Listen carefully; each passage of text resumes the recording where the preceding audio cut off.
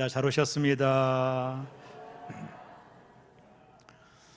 우리가 성경을 66권 정경이라고 하죠. 근데 이 66권 정경에 포함되지 않는 그런 책들이 있습니다. 우리가 그것을 위경이다 혹은 외경이다 이런 말을 합니다. 외경 속에 나와 있는 재미난 이야기가 있어서 소개하려고 하는데요. 어느 날 예수님께서 아주 피곤에 지친 제자들에게 말씀을 하셨습니다. 저 높은 산으로 올라가자. 그리고 말씀하시기를 커다란 돌을 2개씩 들고 올라가자 이렇게 하셨습니다. 제자들은 예수님 말씀에 순종하여 커다란 돌을 2개씩 들고 땀을 뻘뻘 흘리며 산으로 올라갑니다. 책에는 두 사람의 상황만 기록하고 있는데 베드로와 가룟 유다의 태도입니다. 가룟 유다는 속으로 산을 올라가는 것도 힘든데 왜 무거운 돌을 들고 가라는 거야 라면서 조그만한 자갈돌을 2개 골라서 주머니에 넣고 산에 올라갔습니다. 그러나 베드로는 예수께서 커다란 무거운 돌을 들고 가라 했으니 라면서 아주 큰 돌을 어깨에 메고 땀을 흘리며 산에 올라갑니다. 정상에 도달했을 때 예수님께서 제자들을 둘러앉히시고 각자 가져온 돌을 앞에 놓으라 명령하셨습니다. 그리고 자, 다 같이 기도하자 하셨어요. 하늘을 우러러 기도하시고 축사하시고 나니 돌들이 떡으로 변해 있었습니다. 가룟 유다는 어땠을까요? 그리고 베드로는 어땠을까요? 순종이라고 하는 것은 우리가 이해되어서 하는 것이 아님을 보여주는 재미난 이야기라고 생각을 합니다. 사람의 마음을 대개 주류의 학자들은 3가지 패턴으로 사람의 마음을 설명을 합니다. 그 첫째가 육체적 본능이라는 게 있어요. 이것은 매우 충동적인 인간의 본성을 가리킵니다.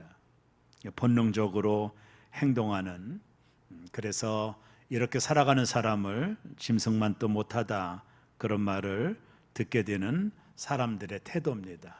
육체적 본능대로 행동한다라는 거죠. 두 번째는요, 합리적 자아라고 하는 게 있습니다. 세상을 살면서 이치에 맞도록 살아야 한다라는 것을 배우게 되는 거죠. 보편적인 합리적인 사고로 이 땅을 살아가며 어떤 리스크가 없이 세상을 사는 삶의 태도입니다. 누군가가 합리적인 삶을 벗어나면 혹독하게 비난을 하죠. 부모님을 자식이 어떻게 했다든가 이건 정말로 합리적인 게 아니죠. 그래서 사람들이 분노하게 되는 것 같습니다. 그래서 합리적인 자아를 가지고 보편적인 삶을 우리가 사는 것이다 보면 됩니다. 그러나 셋째가 있는데 이상적 자아라고 하는 거예요. 아이디얼리스티 에고라고 하는 심리학적인 상황을 말합니다. 이상적 자아라고 해요. 그것은 우리의 본능과 이상을 뛰어넘는 어떤 자아, 초자아를 가리키는 건데 대개 이 이상적 자아는 종교적 사고가 나타나는 순종의 영역이다 이런 말을 하게 됩니다. 여러분, 하나님을 믿는다라는 것은 사람의 이론이나 지식이나 상식으로는 도저히 순종할 수 없는 일이라도 믿음으로 행하는 것, 그것이 신앙 안에서 순종을 의미하는 것이죠. 결국에 순종이라고 하는 것은 본능적인 것들을 벗어나고 또 합리적인 것들을 초월하는 이상적 자아 안에 그 바운다리 안에 들어올 때만이 이제 온전한 순종이 가능한 것이다 이렇게 말할 수 있습니다. 그 대표적인 예로 우리는 아브라함을 꼽아요.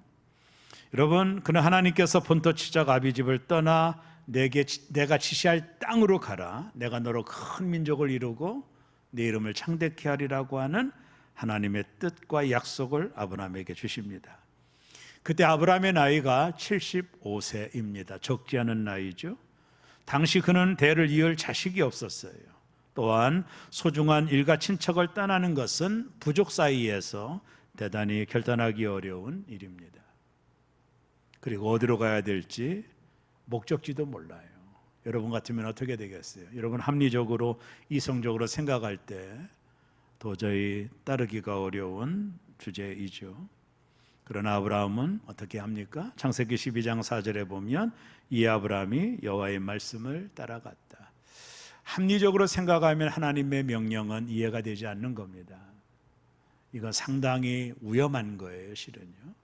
근데 아브라함은 자신의 합리적인 사고를 내려놓고 하나님이 말씀하셨으니까 순종하는 것.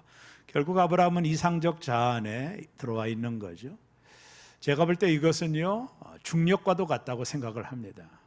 로켓가 하늘을 향하여 나갈 때 어떤 대기권 밖으로 안으로 들어갈 때 중력을 건너가잖아요. 그때 최고의 에너지를 발사해서 중력을 뚫고 가서 대기권 안에 들어가는 거죠. 순종이라는 것은 대기권 안에서 사는 겁니다. 거기에 인생의 행복이 있습니다. 거기에 우리의 기쁨이 있는 겁니다. 괴테가 이런 말을 했습니다. 내 영혼은 언제나 순종함에 따라 점점 더 훌륭한 자유를 맛보았노라. 이게 상당히 중요한 인사이트가 있는 말이거든요. 이걸 경험한 사람만이 고백할 수 있는 중요한 주제입니다. 우리의 삶에 신앙생활이 어려운 이유는 이상적 자안에 우리가 있지 않기 때문에 합리적인 것에 묶여 있으면 하나님 말씀에 순종하기가 어렵죠. 오늘 우리는 사울의 이야기를 잠깐 하려고 합니다. 이 사울은 사울의 실패입니다. 성공이 아니에요. 그래서 오늘 본문은 숙연하기조차 합니다. 하나님께서 사울을 이스라엘의 일대 왕으로 세웠어요. 그것은 이유가 있었습니다. 사울은 매우 겸손한 사람이었습니다. 그는 순종의 사람이었어요. 아버지가 잃어버린 나귀를 찾아오라고 했을 때 사흘길을 헤매며 나귀를 찾습니다. 아버지에게 절대적으로 순종했던 사울이었고, 또 사무엘 선지자가 사울을 임금으로 세우려고 기름 부을 때 나 같은 베냐민 작은 집밭 사람이 어떻게 왕이 되냐며 기꺼이 거절했던 겸손한 사람입니다. 그런 면이 하나님 보기에 좋았던 것 같아요. 어쨌든 하나님이 그에게 왕으로 세우게 돼요. 이스라엘의 일대 왕이 되죠, 역사 속에서. 근데 사울은 여기까지 좋아요. 근데 그가 왕이 되고 나서 사람이 좀 변합니다. 그 리스크가 첫 번째 어디 나타나느냐 하면 블레셋과의 전쟁입니다. 하나님이 전쟁에 나가기 전에 먼저 하나님 앞에 제사를 드리고 전쟁에 나가는 것은 법도입니다. 선지자가 와서 하나님 앞에 번제를 드리고 그리고 전쟁에 나가는 거예요. 먼저 하나님 앞에 제사하는 거죠. 그 제사를 위해서 선지자를 하나님이 세운 거죠. 근데 전쟁에 나가야 되는데 사무엘이 오지 않는 겁니다. 시간이 지나도 오지 않으니까 사울이 뭐 내가 제사를 드리면 어때 하면서 자기가 제사를 드리고 전쟁에 나간 거, 이게 첫 번째 사울이 하나님 앞에 실수하는 겁니다. 하나님은 두 번째 그에게 기회를 주고자 했어요. 그래서 오늘 본문입니다. 다시 한번 하나님은 사울에게 기회를 주고자 한 것이 이 사무엘상 15장의 내용입니다. 하나님께서 사무엘을 통해서 사울에게 아멜렉과의 전쟁을 하라고 하셨어요. 근데 이 전쟁이 뭐냐면 진멸전쟁입니다. 헤렘전쟁이라고 하는 진멸전쟁은 숨쉬는 모든 것을 죽이는 거예요. 어떤 학자들은 하나님이 너무 무자비하지 않냐, 왜냐하면 어린아이까지 다 죽이라고 했거든요. 숨쉬는 모든 거, 짐승까지 다 죽이는 거예요. 여기에는 히스토리가 있어요, 실은요. 하나님의 민족 이스라엘이 출애굽을 했을 때 이 아멜렉, 특별히 에서의 후손이잖아요. 이 아멜렉이 계속해서 하나님의 백성들을 어렵게 했어요. 그래서 하나님이 내가 이 아멜렉을 심판하여 이 땅에서 멸절시키고 그 씨를 다 없애버리겠다고 하나님이 결단하신 거예요. 오래적인 배경이 있는 거예요. 그만큼 아멜렉은 하나님 앞에 죄를 범한 민족이었습니다. 그래서 오늘 사울에게 그 명령을 하는 겁니다. 아멜렉을 쓸어버리고 씨를 다 말려버리겠다. 숨쉬는 모든 것, 그게 사람이든 어린아이든 짐승이든 상관없이 모든 것을 죽여라. 이게 진멸전쟁, 해렘전쟁이라는 거예요. 사울이 하나님의 명령을 받들어 21만이라는 대군을 데리고 아멜렉과 전쟁을 하죠. 승리했습니다. 근데 여기서부터 문제가 있어요. 사울이 아멜렉과의 대승을 하고 나서 아멜렉의 왕이었던 아각이라는 사람을 잡아옵니다. 이유는 자신의 명예를 높이기 위해서죠. 또 하나, 살찐 짐승을 다 가지고 와요. 하찮은 것들은 다 죽여버리고 살찐 것은 자기가 취하려고 가지고 옵니다. 여러분, 조금 우리의 모습이 나타나지 않나요? 좋은 것은 우리가 다 취하고 그저 별 볼 일 없는 거 그러지 않나요? 사울이 그랬습니다. 그날 밤에 하나님이 사울에게 얼마나 노하셨는지, 내가 사울을 왕으로 세운 것을 후회한다. 이 후회한다라는 말은 무슨 하나님이 후회하십니까? 완전한 분이. 이 후회한다라는 말의 히브리어가 이제 구약 성경에 나오는 딱 한 군데가 있어요. 노아 시대입니다. 하나님이 제약에 관영한 노아 시대 사람을 지은 것을 탄식했다. 이게 탄식이 후회라는 말이거든요. 그러니까 여기서 하나님이 사울의 불순종을 보고 탄식한 거죠. 하나님이 어찌 후회를 합니까? 이게 신인 동인설이라고 하는 성경의 해석이에요. 인간의 언어로 표현한 거죠. 사울이 너무나도 하나님 앞에 온전한 순종하지 않았어요. 사무엘이 그 사실을 알고 너무나도 놀랐어요.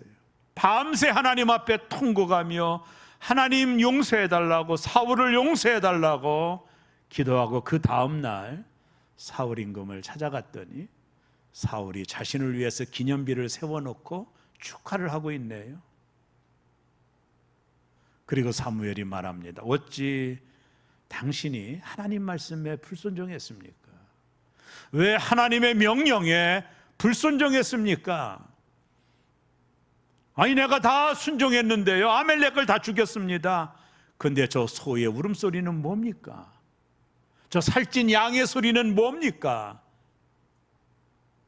그때 사울이 변명하잖아요. 저 짐승은요, 당신의 하나님 앞에 예배하기 위하여 내가 챙겨온 겁니다 라고 거짓 보고를 합니다.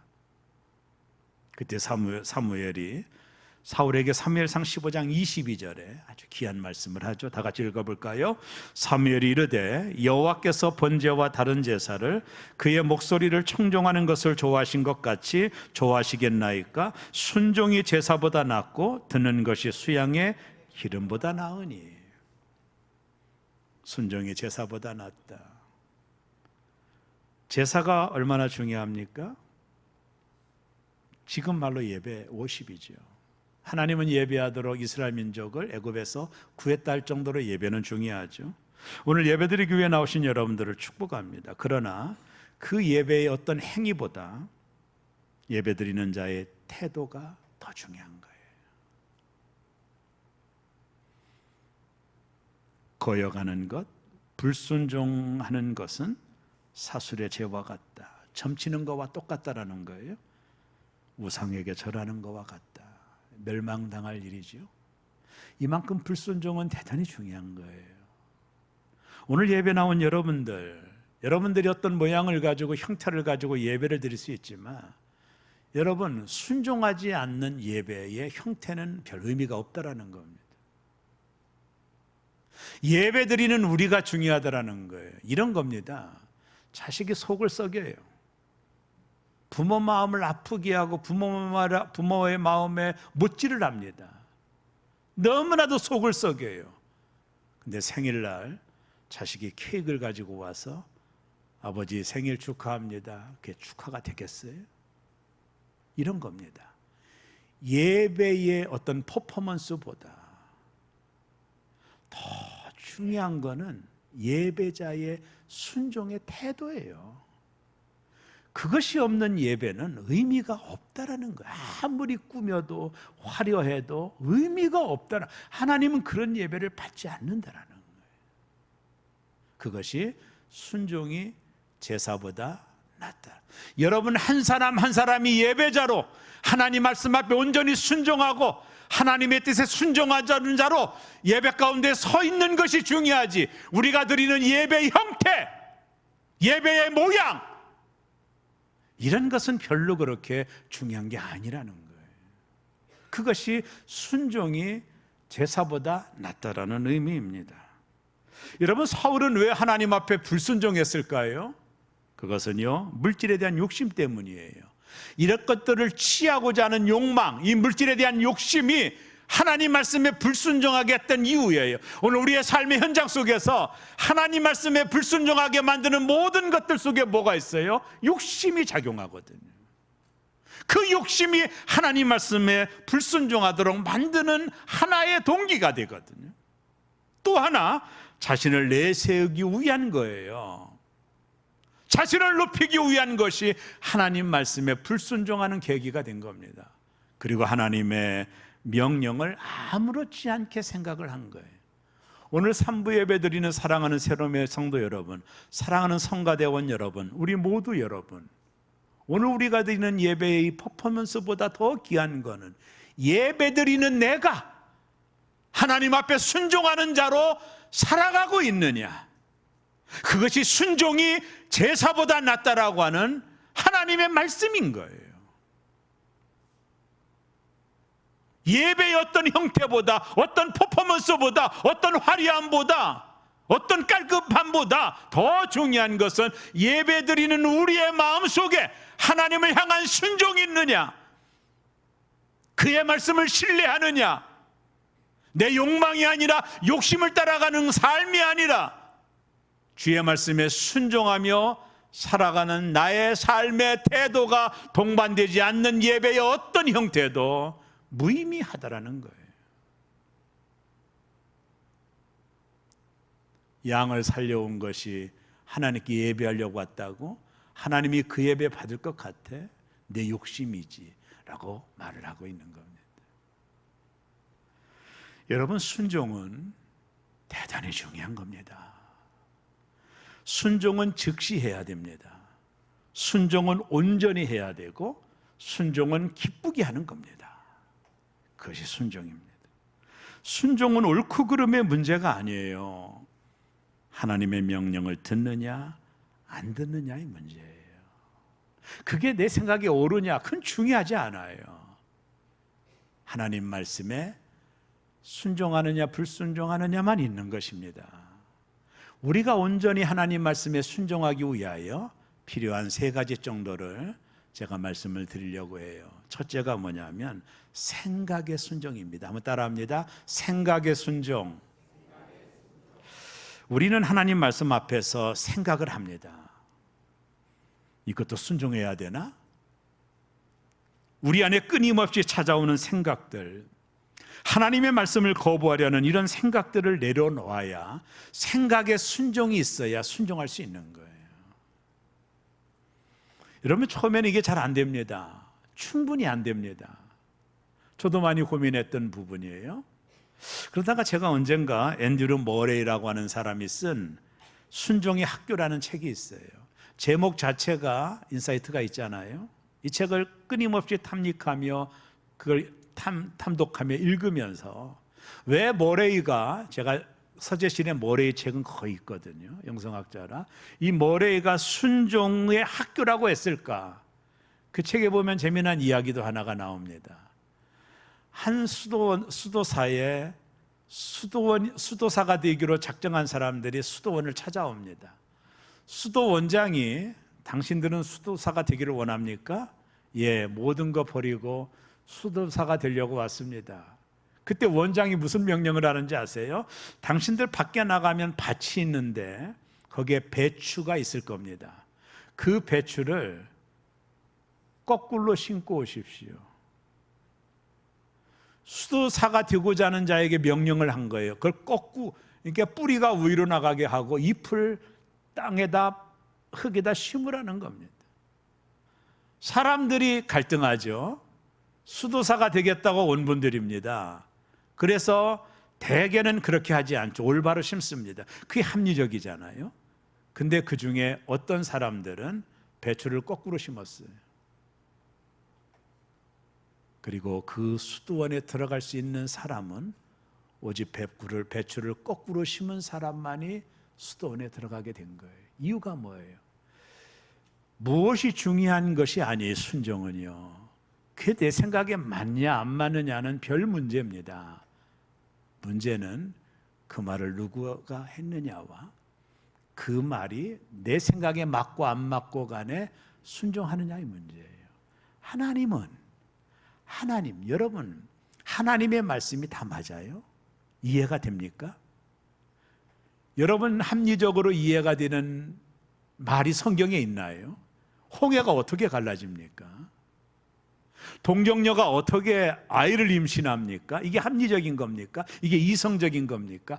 합리적이고 이성적으로 성경을 여러분들이 읽는다면 거의 믿을 게 없어요. 믿을 게 있습니까? 어떻게 처녀가 아이를 낳습니까? 상식 밖의 일이 아닙니까? 순종이라고 하는 것은 그것이 맞고 틀리고의 문제가 아니에요. 그 말씀을 하신 하나님을 신뢰하고 반응하는 게 순종이에요. 하나님이 너무 그걸 기쁘게 여기는 거예요. 여러분, 오늘 사울이 넘어진 이유가 뭡니까? 하나님이 그에게 분명한 명령을, 두 번째 세컨드 기회를 주는 거거든요. 블레셋과의 전쟁에서 실패했던 사울에게 한 번 더 기회를 준 거거든요. 그것이 뭐예요? 아멜렉과의 전쟁이에요. 하나님은 분명히 사울에게 이런 명령을 합니다. 사무엘상 15장 3절에 보면 한번 읽어볼까요? 지금 가서 아멜렉을 쳐서 그들의 모든 소유를 남기지 말고 진멸하되 남녀와 소아와 젖 먹는 아기와 우양과 낙타와 나귀를 죽이라 하였나이다 하니, 사무엘이 정확하게 사울 임금에게 아멜렉의 모두를 죽여라. 살아있는 숨쉬는 모든 것, 사람이든 짐승이든 어린아이들 상관없이. 여기는 히스토리가 있는 거예요. 실은요, 아멜렉이 에서의 후손으로 하나님의 백성을 너무 괴롭힌 거예요. 그래서 하나님이 이 민족을 역사에서 없애버리려고 하는 심판의 전쟁을 사울에게 명령을 한 겁니다. 여기 나오는 이 하렘 전쟁은 멸절입니다. 숨쉬는 모든 것, 이 아멜렉, 이 철기문화로 무장한 아멜렉을 완전히 없애버리는 거예요. 왜요? 하나님 앞에 죄를 범한 민족이에요. 하나님 드디어 심판의 칼을 든 겁니다. 이건 하나님 뜻이었거든요. 그리고 21만이라는 대군을 데리고 아멜렉과 전쟁에서 승리하지 않습니까? 근데 여기서부터 사울의 문제가 발생했다고 그랬죠. 자기 생각에는 아각 왕정대로 살려오는 거 그거 별 문제가 되나?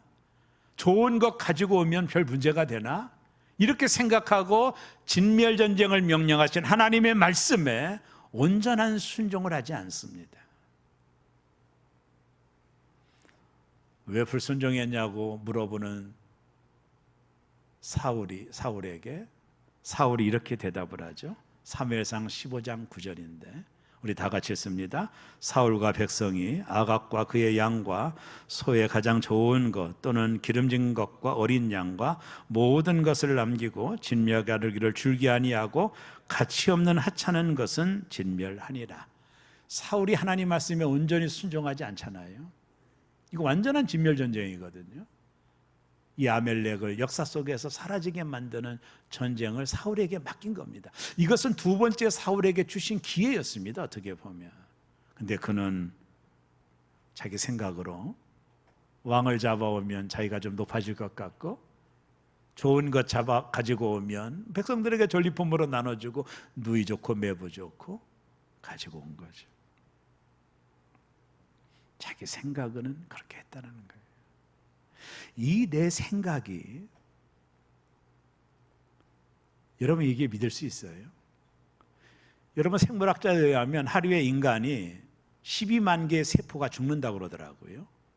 어제 그 세포가 내 세포가 아니에요. 그러니까 인간은 변화무쌍한 겁니다. 어제 내가 아니에요. 어제의 내 생각이 오늘의 내 생각이 아닐 수도 있어요. 인간은 유한한 겁니다. 인간은 언제나 변합니다. 여러분의 생각을 절대적으로 신뢰할 수 있겠어요? 사람은 변합니다. 생각도 변합니다.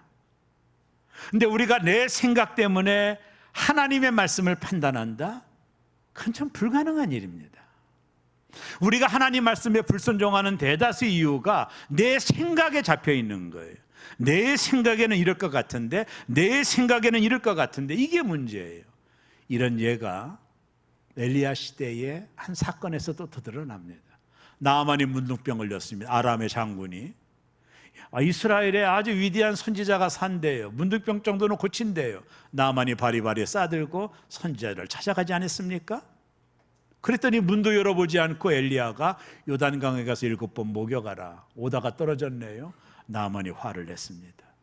내가 그래도 일국의 왕 밑에 있는 장군인데 이렇게 바리바리 선물도 가지고 왔는데 문도 열어보지 않고 나에게 그럴 수 있어 하면서 나아만이 화를 내는 장면이 열왕기하 5장 11절에 나와요. 거기 우리가 주목해야 될 내 생각에는 이라는 단어입니다. 다 같이 읽습니다. 나아만이 노하여 물러가며 이르되 내 생각에는 그가 내게로 와서 서서 그의 하나님 여호와의 이름을 부르고 그의 손을 그 부유 위에 흔들어 나병을 고칠까 하였도다. 내 생각에는 이렇게 할 거라고 생각했다라는 거예요. 그러니까 자신의 생각대로 되어지지 않으니까 나아만이 화를 내고 돌아가려고 한 겁니다. 선지자의 말에 불순종하려고 한 거예요. 왜? 내 생각에는 맞지 않거든요. 그때 그의 충실한 신하가 장군님, 요단강에서 7번 목욕하는 게 뭐가 그렇게 어려운 겁니까? 그때 나아만이 자신의 생각을 내려놓고 요단강에 가서 7번 목욕했더니 어린아이 피부같이 낫게 된 거예요. 여기 나아만이 내 생각에는, 여러분 내 생각을 고집하면 신앙생활이 아주 어려워집니다. 왜냐하면 왜 불평과 원망이 있죠? 내 생각대로 되어지지 않기 때문에. 문제는 내가 어떤 일을 못해서가 아니라 내가 내 생각을 이기지 못하는 게 문제예요. 실은요.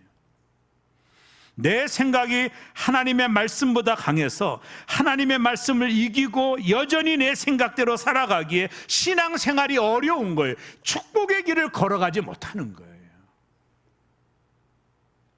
이사야서에 보면 하나님의 생각은 내 생각과 다르며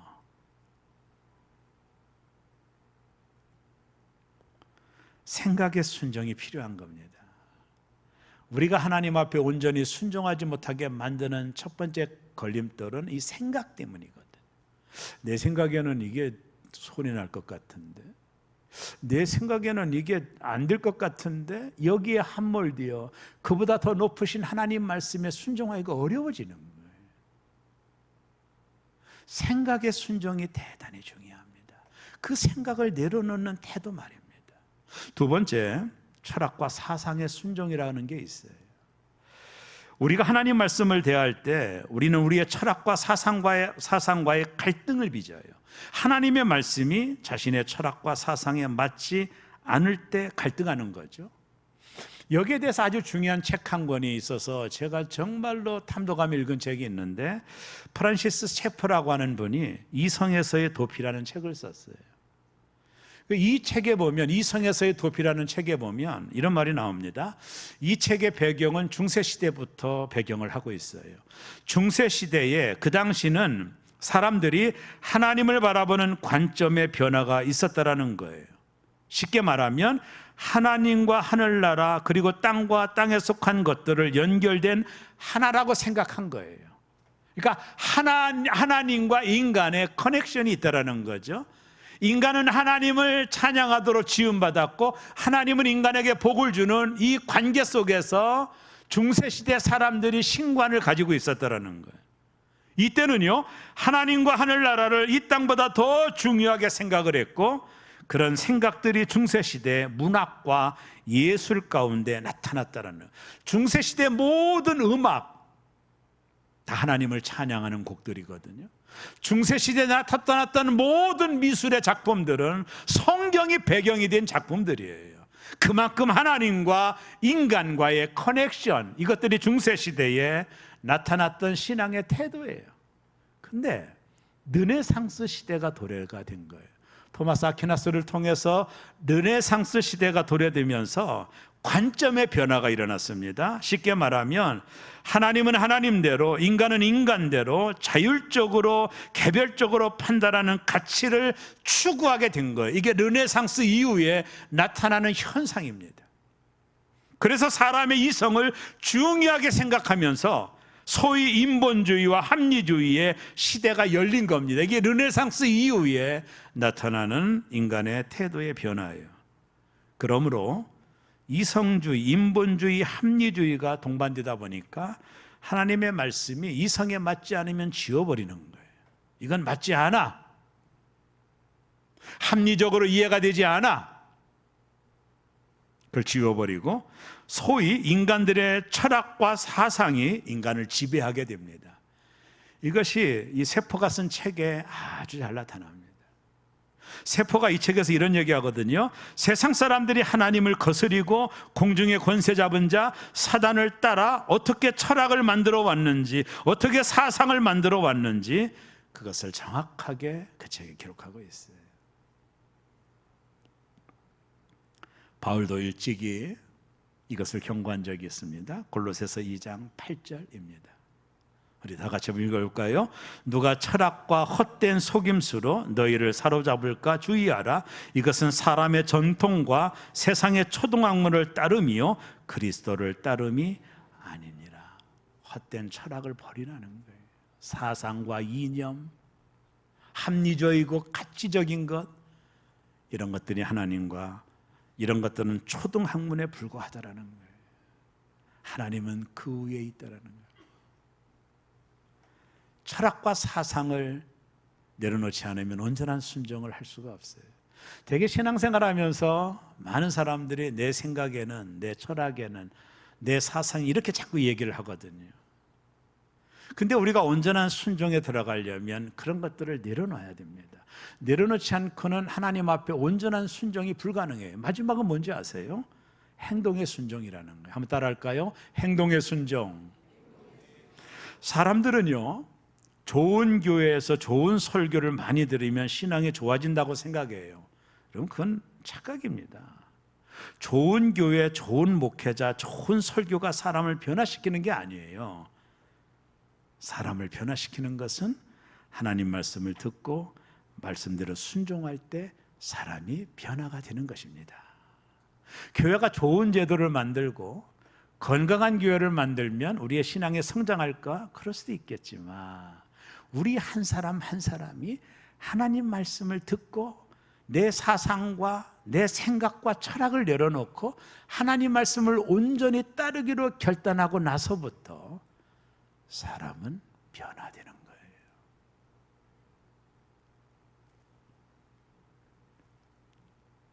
괴테가 그러잖아요. 하나님께 순종하는 삶으로 살아갈수록 참다운 자유를 느낀다. 이게 진짜 정답입니다. 우리의 삶에 리스크가 있고 갈등하는 이유, 불안한 이유가 뭔지 아세요? 하나님 앞에 온전히 순종하는 그 이상적 자안에 들어가 있지 않는 거예요. 이게 불안한 거거든요. 내가 하나님 앞에 온전히 순종하기로 결단하면 삶은 불안하지 않아요. 왜요? 그분이 이끌어 주시니까, 책임져 주시니까. 불안한 이유는 내가 뭔가를 하려고 하기 때문이거든요.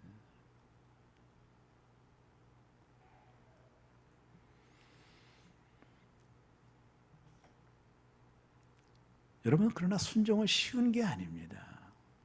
우리의 생각이, 우리의 사상과 철학이 순종을 방해하는 거예요. 그래서 순종은 희생이 필요한 거예요. 여러분 생각해 보세요. 우리가 본성적으로 좋아하거나 부담이 없는 것은 순종이라는 의미가 없는 거예요. 그냥 자연스러운 겁니다. 컴퓨터 좋아하는 아이에게 더 열심히 컴퓨터 해라, 이게 뭐 갈등이 있나요? 좋아하는 걸 하는 건데. 그러나 하나님 말씀이 내 생각과 철학과 사상에 맞지 않기 때문에 어려운 거예요. 그래서 순종은 하나님 앞에서 자신의 본성을 꺾고 하나님의 뜻을 받아들이기 위해 희생의 값을 지불하겠다라는 믿음의 리스판스, 반응이라는 거거든요. 그 믿음의 반응을 하나님이 기뻐하시는 거예요. 믿음이 없이는 하나님을 기쁘시게 하지 못하나니. 하나님을 기뻐하는 것은 온전히 하나님께 순종하는 삶의 태도거든. 본회포가 믿는 자만 순종하고 순종하는 자만 믿게 된다라는 유명한 말을 했습니다. 우리는 자주 순종해야 될 상황을 만날 때 근시안적으로 생각합니다. 순종하면 손해야. 그러니까 우리는 늘 그 바운더리 안에 갇혀 있고 신앙의 축복들을 누리지 못하는 거예요. 물론 손해 나는 것도 있죠. 그러나 멀리 보면 하나님 반드시 순종하는 자에게 축복하시는 거예요. 여러분, 순종이 없는 축복은 동반되지가 않습니다. 이건 하나의 짝입니다. 미션이라고 하는 영화를 본 적이 있어요. 한 수도사가 사제에게 축복의 기도를 부탁합니다. 선교를 떠나기 전에 축복의 기도를 부탁할 때 그때 사제가 기도해 주기를 거절하면서 수도사에게 이런 유명한 말을 했습니다. 내가 가는 길이 올바르다면 나의 축복이 무슨 소용이 있겠으며 너의 가는 길이 바르지 않다면 내 축복이 무슨 의미가 있겠는가. 이게 대단히 중요한 얘기입니다. 네가 하나님 말씀에 순종하며 간다면 내가 너에게 비는 축복이 무슨 소용이 있겠는가. 이미 축복의 길로 들어섰으니까. 네가 만약에 불순종의 길로 간다면 내가 너에게 아무리 축복한들 그것이 무슨 소용이 있겠는가.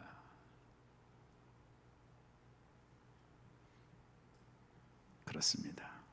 우리의 삶을 하나님께서 인정해 주시는데 더 이상 무슨 축복을 바라겠으며 아무리 당장의 복을 받는 것 같아도 우리가 하나님께 인정해 주시지 않는 불순종의 길을 걸어가고 있는데 그 복이 과연 참된 복이겠습니까?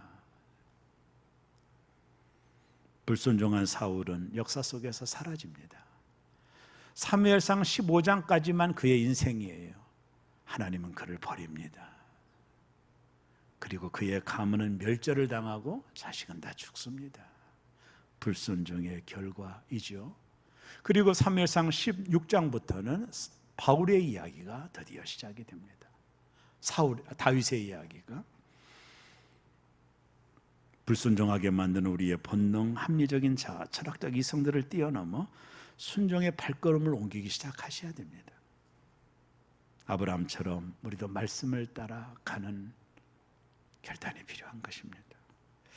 제가 어제 3프로라고 하는 TV 유튜브 프로가 있거든요. 자주 봅니다. 거기에 릴리전이라고 하는 종교에 대하여 이 3명의 패널이 한 사람을 모셔놓고 반박도 하고 뭐 하는 프로예요.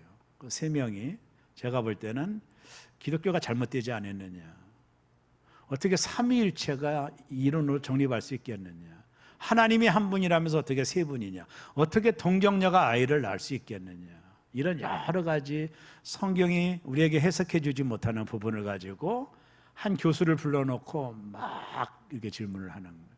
그때 나왔던 교수가 배덕만이라는 교수입니다. 신학계에서는 아주 유명한 교수입니다.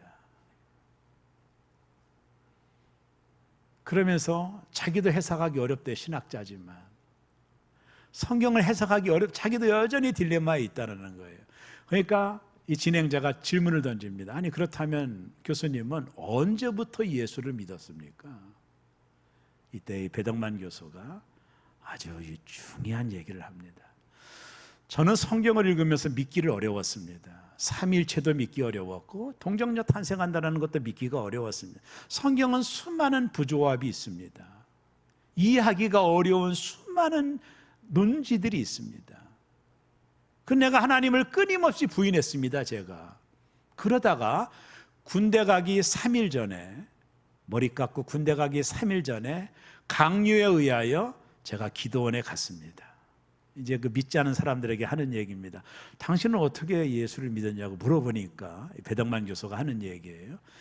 내가 기도원에 가서 다 불을 끄고 기도하는데 나는 빨리 집에 가고 싶어서 그러고 있는데 나에게 놀라운 일이 벌어졌습니다. 누군가 내 앞에 있었습니다. 이 교수가 하는 얘기. 누군가 내 앞에 나타났습니다. 깜깜한데 명확하게 내 앞에 나타났습니다. 아무도 없는 그곳에 누군가가 내 앞에 자신의 얼굴을 보여주며 이렇게 말했습니다. 너 언제까지 나를 안 믿을 텐데?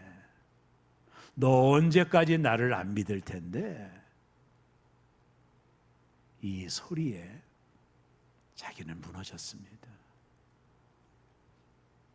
하나님의 살아계심을. 여러분, 피조물이 창조주를 증명한다면 더 이상 그는 창조주가 아니죠. 여러분, 우리는 수많은 궁금증을 가지고 있지만 하나님을 알 수가 없습니다.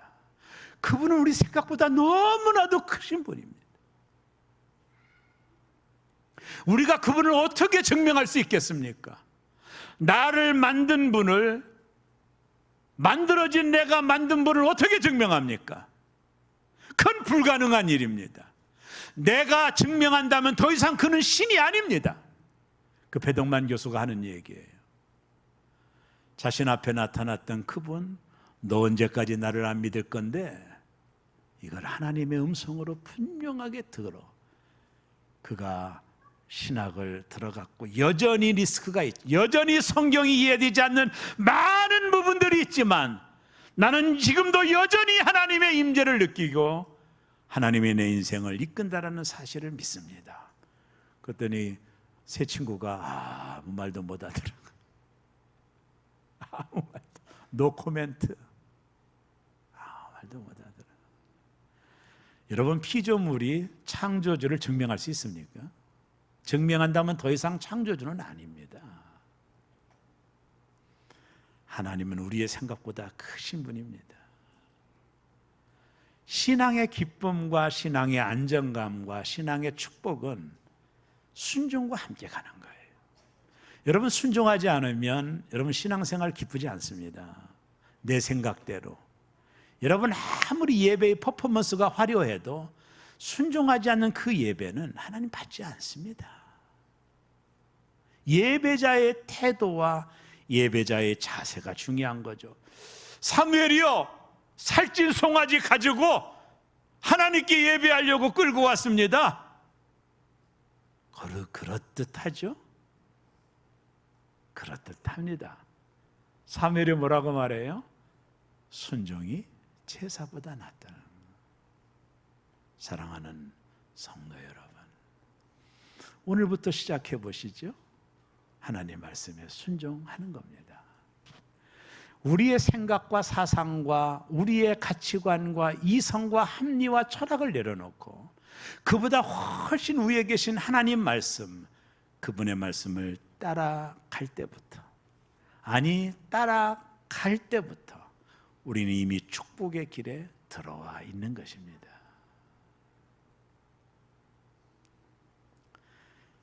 순종의 발걸음이 필요한 것입니다.